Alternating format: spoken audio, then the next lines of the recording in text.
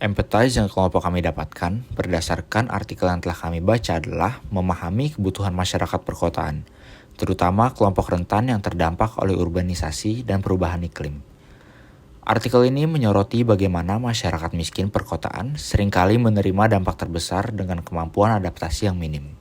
Define, mengidentifikasi isu-isu utama seperti ketimpangan akses terhadap layanan dasar, kapasitas fiskal kota yang rendah, dan orientasi pembangunan yang belum sepenuhnya berpihak pada kesejahteraan sosial.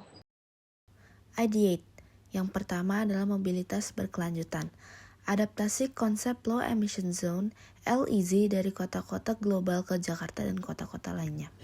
Yang kedua adalah ekonomi, sirkular berbasis komunitas. Mengadopsi model pengelolaan sampah dari negara lain seperti Jepang dan mengkombinasikannya dengan pendekatan berbasis komunitas. Contohnya adalah Maggot. Yang ketiga, teknologi hijau. Adaptasi platform pembiayaan hijau seperti yang sukses di Eropa. Misalnya, model crowdfunded tree planting ke aplikasi lokal seperti emisi. Prototipe pertama menguji efektivitas LEZ dalam beberapa zona perkotaan sebelum diterapkan lebih luas. Yang kedua, implementasi percontohan sistem ekonomi sirkular berbasis komunitas di beberapa kota. Untuk prototipe yang ketiga, kami sebagai kelompok menyarankan untuk mengembangkan versi awal aplikasi pembiayaan hijau yang dihubungkan dengan komunitas lokal. Hasil uji dari prototipe kami yaitu pertama, evaluasi dampak implementasi LAS terhadap kualitas udara dan perilaku warga. 2. Melihat apakah model ekonomi sirkular berbasis komunitas dapat mengurangi sampah dan meningkatkan kesejahteraan masyarakat.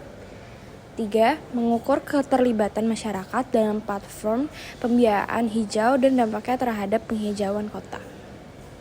Ideoscape.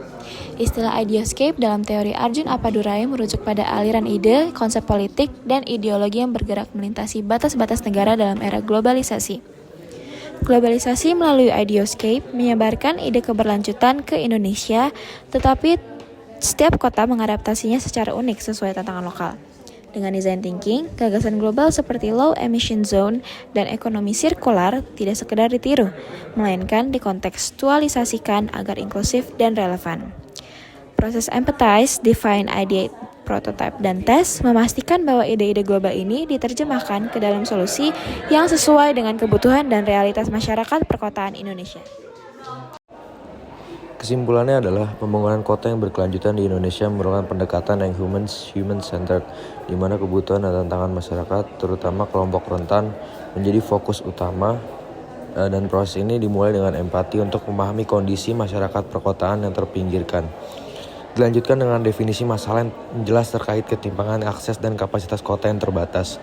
Selanjutnya, ideasi yang inovatif diperlukan untuk merancang solusi yang inklusif dan tangguh dengan pertimbangan keberlanjutan jangka panjang.